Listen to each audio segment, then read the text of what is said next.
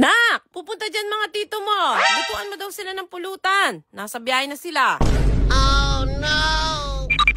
At dahil nga darating ngayong mga tito ko at kailangan nga nila ng pulutan, kaya magluluto nga ako ngayong araw ng dinakdakang ulo ng baboy. Kaya hindi na ako nagpatumpik-tumpik pa nung nakuha ko na nga yung mga ingredients. Naglagay na nga ako ng tubig dito sa akin giant kawa at inilagay ko na nga rin dito ngayon nabili nating ulo ng baboy. Nilagay ko nga lang dito yung mga kailangan nga ilagay, tapos tinakpan ko na nga siya at hinintay ko nga siya ng kumulo. At maya nga lang din ay napakuluan na nga natin siya, kaya inahon ko na nga siya para maumpisa na nga natin siyang iprito. Hinati ko nga sa dalawa nga itong ulo nga ng baboy para nga maiprito nga natin sila ng maayos. At dahil crispy na nga itong ulo nga ng baboy na pinrito nga natin, kaya sinimulan ko na nga rin itong paghati-hatiin. At nandito na nga tayo sa exciting part kasi gagawa na nga tayo ng dinakdakan. Inumpisa ko na nga ilagay itong siling labuyo, tapos sinundan ko na nga rin itong sibuyas at itong siling green. At para nga mas lalong sumarap nga itong niluto ko nga dinakdakang ulo ng baboy, maglalagay din tayo nitong bago ko nga na-discover na umami burst ng McCormick. Pwedeng-pwede nga to kasi sa kahit anong lutuin, kaya dito ko siya nilagay sa akin dinakdakang ulo ng baboy kasi sigurado ko na mas mapapasarap niya to. Itatry ko nga rin ilagay sa iba pang mga lulutuin ko, kaya napang hinihintay nyo, itry nyo na rin. At dahil okay na nga itong pulutan nga ng mga tito ko, kaya samahan nyo ako, ibigay na to sa kanila.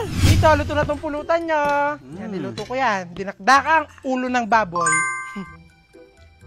Ang lasa to. Aba, masarap ka pala magluto. Siyempre naman tito, mas lalo sumarap tong niluto ko at nagkaroon ng umami flavor.